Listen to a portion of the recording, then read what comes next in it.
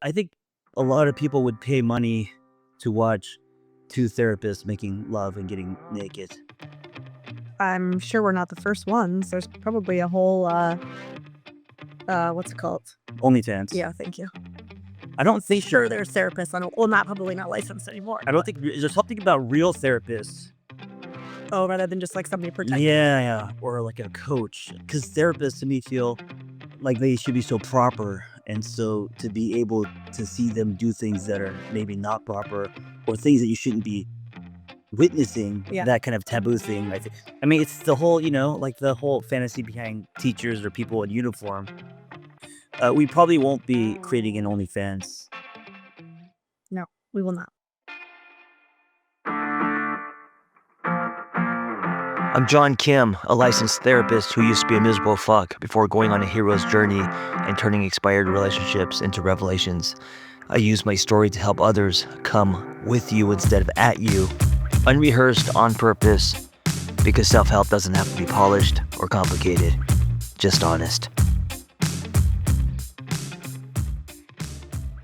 My podcast episodes are starting to look like a travel blog or an amateur X-rated movie. Is that where it looks like the beginning of that? Is that your dream?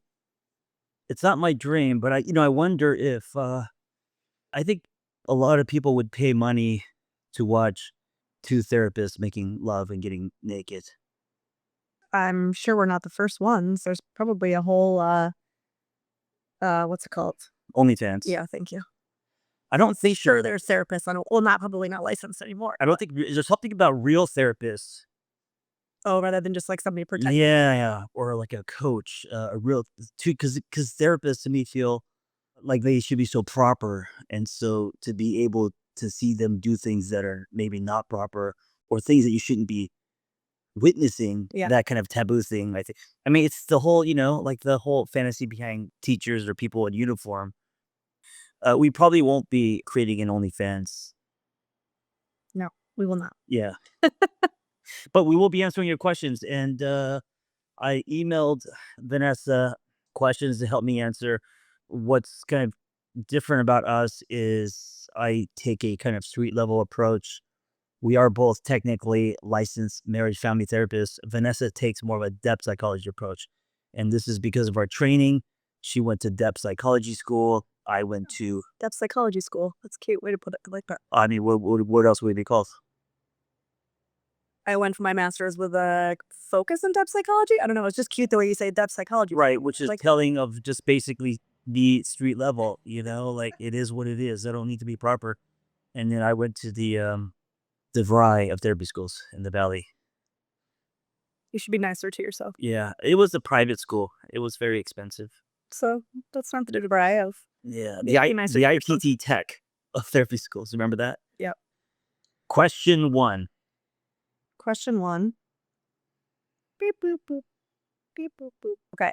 No sound effects, please. I can do whatever I want. No sound effects. I can do whatever I want. We are in people's You can't ears control right me. now. Beep boop boop. Are we ever fully healed? Of course, by the way, this is the one I went for. Speaking of depth versus street level. Are we ever fully healed when discernment reveals new takes from scarring moments in our lives? Oh my God, this I sounds love it. so complicated. It's not complicated. Are we ever really? Are we healed? ever fully healed when discernment reveals new takes from scarring moments in our lives? I don't even know what that means. Okay, so basically what he's saying is if as you have moments of self-awareness, revelation, you learn more about yourself, discernment, you have better discernment, you see things differently, you have new revelations about moments in your life that were scarring. Does that mean that we're never truly healed? It's never just like packaged up and put away, but like we're kind of constantly having revelations about things, is what he's asking. Okay, so what is your answer to that? So I just think it's a really good entryway into a conversation because I'm fascinated by how in our very like kind of hyper masculine way of being in this society, we think that healing is linear and that we think that there's like a black and white, right or wrong kind of checklist way to heal. By the way, when she says masculine, she's not talking about gender. Right. It's So an energetic, right? So like very structured, things fit into a box, everything is very logical, very neck up, right? So traits and qualities of masculine energy. Whereas the work of healing, soul work, is more feminine and energetics, which means it's flowing, it's evolving, like a spiral, or it can be circular sometimes, right? So healing is not a yes or no, right or wrong, we're healed or we're not healed. It's not black and white like that. So the way I talk about healing is like a spiral, right? I just use that word. So if you think about a spiral, for those of you listening and not watching me, right? A spiral kind of spins out in a circle from a point in the center, but every time it circles around it, it gets further and further away. yeah, I love that image when I think of healing because yes, you kind of go around the same point over and over again, but every time you do, you're a little further out, right, right? right, You see it differently. You have a new perspective, yeah, right? You have more discernment. So I don't look at it as, oh, does that mean that we're never healed? Well, first of all, no, I don't really actually believe that healed, just like happy, is a destination. I think that it's a lifelong journey of just continuing to become more fully who you are. And that includes discernment and seeing things differently. yeah. I think we have stained the word healing, Yeah, I agree. like the word narcissistic or narcissism, like the word. Like, there's a lot of words in wellness that Overused. overused. It's kind of lost its Yeah. meaning. So there's a myth that once you are, or just a fact, just the word healed, as in past tense, as in it completion. Like happy. Yeah, it doesn't exist. It's misleading. It's false.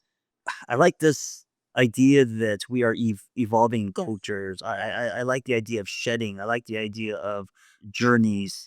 And like when she's talking about the spiral, and every time we do a lap, there is new lenses and definitions and all that. Healed to me is super simplified. I don't really like the word healed. I also think that whenever we say there's an endpoint on something, so again, whether we're talking healed, period, whether we're talking about happy, right? There's also a way that that can be laced with judgment, shame. I've been successful at it or not, right? Like I've either, again, checked the box. There's a right or a wrong. Like I can succeed or I can fail at something if we're saying it's something to be achieved, period. You know what I mean? And I think that again is like an indicator of the way that our society looks at everything. Like we want everything to fit into a box and the way that we're very like you can achieve, it's very achievement oriented and that's just not the way that the human evolution of the soul works, you know? Yeah. Okay, next question. Okay, next question. Why am I the one hurting when I was the one who ended it? Ooh, that's a good question. That feels like a you question. You should jump on that one first. First of all, can I say, for many people, myself included, breaking up with someone is harder than being broken up with. Sometimes, yeah, for sure. Many times, just because of guilt. I know in my many of my relationships. I mean, I think other than one, was the one that left, and so every breakup for me was so difficult because I felt guilty. I felt like I was doing something wrong. I felt like I was betraying someone. What was the question here?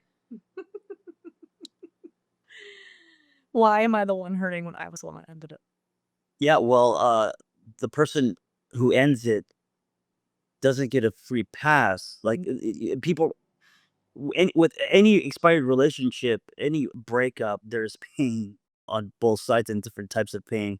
You don't get to not hurt because you're the one that ended the relationship. I think there's two things that come up for me on this question. I think the first one is what you said, which is like you don't get away without having any pain around it. I think that even if you're the one that knows that it's time to end it, I think it takes a lot of courage and strength to be the one that ends it because it's hard to hurt somebody, right? Even if you know you don't want to be with this person, I'm sure you don't want to purposely hurt this person. So it actually takes a lot of courage to be the one that's going to do that. I think we demonize the one that leaves a lot. And I actually think we don't give credit that it actually takes a lot of courage to be the one to walk away. I also really believe in Glennon Doyle has this quote from Untamed where she says there's no such thing as one-way liberation. Right. So I also think, again, going back to like how we demonize the one that leaves, it is liberating for both people, even if it doesn't feel like it in the moment. oftentimes. Yeah. Right? Well, liberating, I mean, maybe. It's not always liberating for people who go through a breakup. Not in the moment, it's not. But on the other side of it, ultimately, do you want to be in a relationship with somebody who doesn't want to be with you?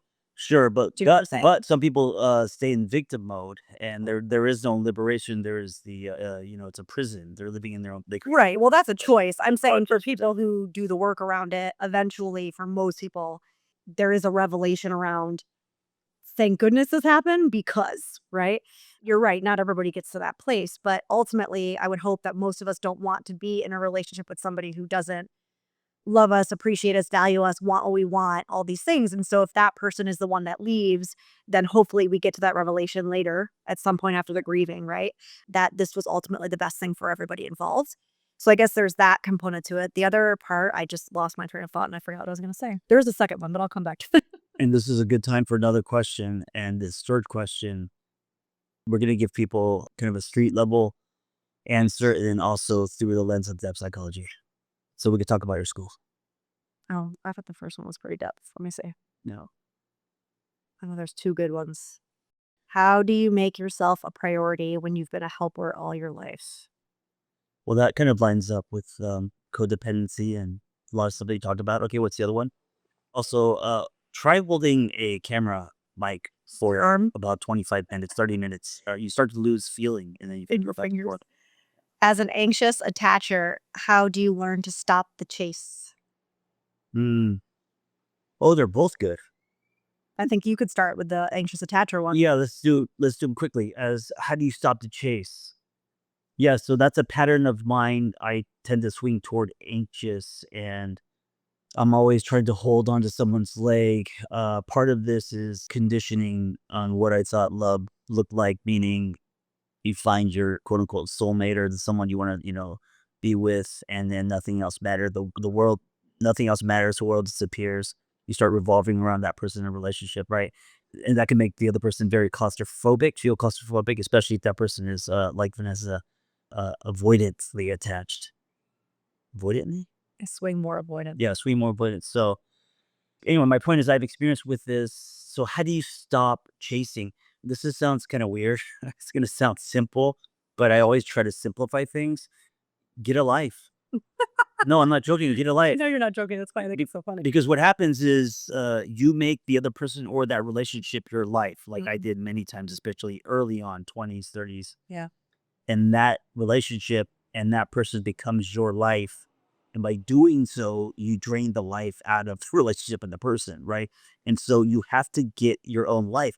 That means have your own friends.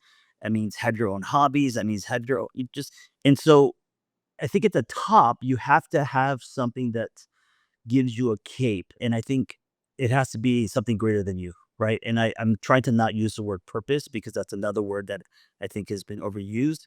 But you have to have something in this world that you are doing that has nothing to do with your partner or relationship. And if the relationship doesn't work out, you're still on this path, right? One of the things I asked myself after my divorce was, where am I going? And then who's coming with me? Mm.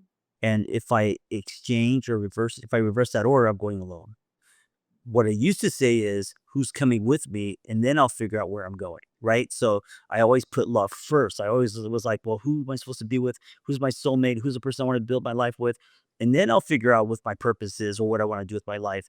And by doing so, you'll be going alone. Mm. Right. Once I got divorced, I said, okay, where am I going? Yeah. What is my mission? What am I passionate about? What kind of dent do I want to make in the world? And then who's coming with me? Who wants to go on that ride? Yeah. You know? And I think by just that reframe, you're gonna start creating a life. And so what you're bringing to the table is a life, not someone who wants to suck the life out of the other person. Mm. So yeah, get a life. Get a life is my answer. Okay, so how do you make yourself a priority when you've been the helper all your life? So you could answer this, and you could answer it or try to through the Lots of depth. lens of depth, and tell us what depth is in a short class. Yeah, I mean, it's hard to say here. Let me put like the depth lens on it because depth is really just like an orientation to life. I mean, I don't know if it's like a hat you put on, but So depth psychology in a nutshell is the umbrella term that is used in psychology to describe Jungian psychology, archetypal psychology, and analytical psychology. So it's a framework rooted in Carl Jung's work. It is known as the psychology of the soul. It is essentially a way of working with the soul, learning to speak the language of the unconscious. So the unconscious does not speak to us in language, in words, in what we would expect, right? It speaks to us through image and metaphor, sensation. And so it's getting underneath, right? A lot of our modern psychology is very neck up, it's very behaviorally based.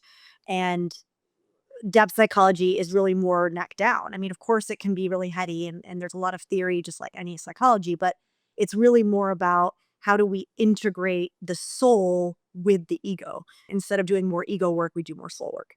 It also takes into account the collective. So if you're not looking at the collective, then you're not actually working on healing. You can't just work on the individual. The individual and the collective cannot be separated.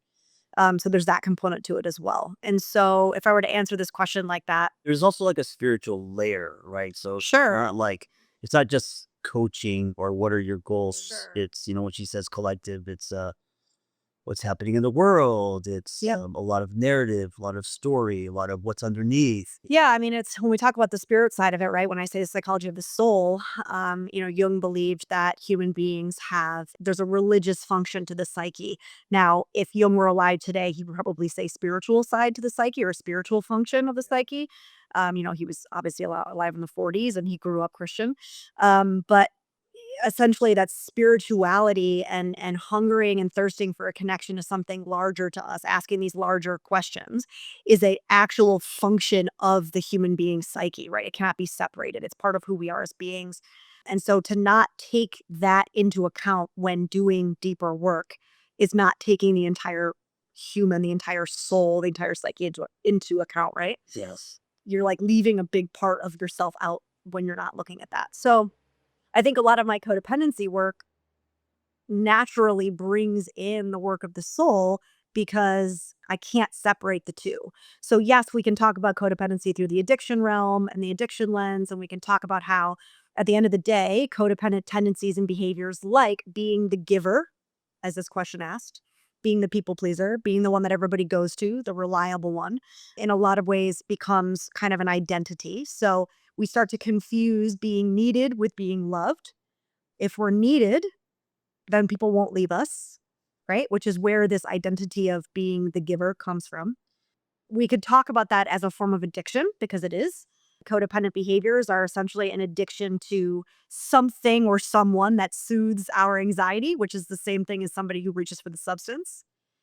But we can also see it through, and it's not a but actually, it's more of an and, we can see it through the spiritual realm, which is we're disconnected from that's larger than us. We're disconnected from our purpose. We're disconnected from source, right? And so because of that larger disconnection, we seek external validation. We seek people to make us feel less anxious and more connected to ourselves versus going inward, building that self-trust and that self-reliance, which is also connection to something larger than ourselves, building trust with something larger than ourselves. So that work has to go hand in hand. You can't just do the work of, again, fixing the behaviors. You have to also get to the root of why the behaviors exist. And that's a lot of what depth psychology actually tries to do. Yeah, and also that takes you probably into childhood. That takes Sure. you into Part of it. early stages, early attachments. Things that you maybe not be aware of. I think a lot of depth is making the unconscious conscious, right? Right. So a lot of things that were stored in you from years ago, not just like last summer. And I would say from generations ago. Those would be very generational, right? Generational imprints as well. Did we answer the question? I think so. Okay. Good, because my arm is falling asleep and I'm also trying to not drop the camera on your face because that will be a problem. That would be a problem. Speaking of depth, Mhm.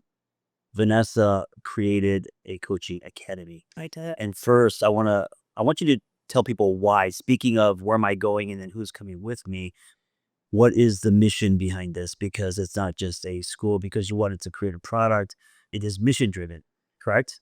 Based on your story, your frustrations with what's available to people out there who want to be a catalyst to other people. And, the reason why I said I went to the variety of therapy schools is because I didn't know about depth psychology. I didn't know about any of this stuff. I just wanted to help people and found a private school in Encino, California.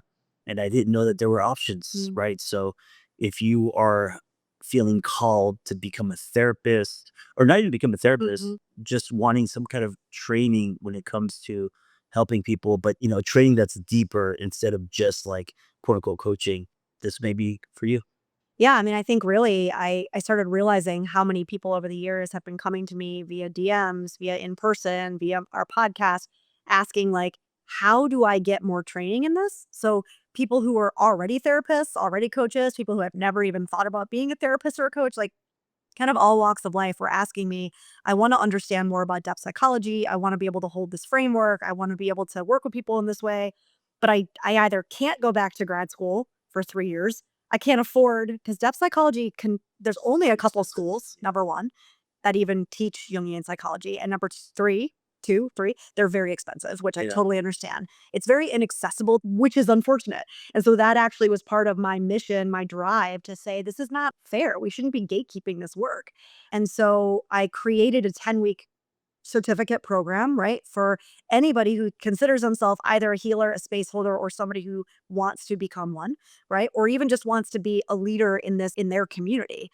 And so I've brought together, so it's me, you, and six other of my cohort, and whether my cohort from my school or whether people that I've worked with or just love along the journey, who are bringing different elements of depth psychology together through different lenses. And we just finished our first cohort. We're about to launch our second cohort in September. And I'm jazzed about it. Like, I'm so excited about it. We did this first cohort and people just ate it up. And it's so exciting to see their excitement about now taking this out into the world. And again, we had therapists that were already practicing that were part of it. We had already, coaches. We had people that were going to bring this into leadership into their office and in their work, leading teams. And I'm just really passionate about bringing this to the world. When's the last time you used the word jazzed? I don't know, but I liked it. It felt good. Uh, I kinda wanted to do jazz hands while saying I'm jazz. glad, I'm glad you did it. You could find out about this movement slash intensive, Mhm. because by the time this episode airs, I don't know where she's going to be with it. We're in the waitlist process right now. Not by the time this episode airs, it won't be because it'll be August. Okay, so yeah, August 1st is when we're taking applications. Okay, It's so gonna be a small cohort. We're making sure it stays small. yeah, It doesn't have an application process. Yeah, applications open on August 1st. cool. VanessaBennett.com. All the links in the show notes, and keep the questions coming. We will continue to answer. 2 therapists in bed. Uh, Thank you for listening, people.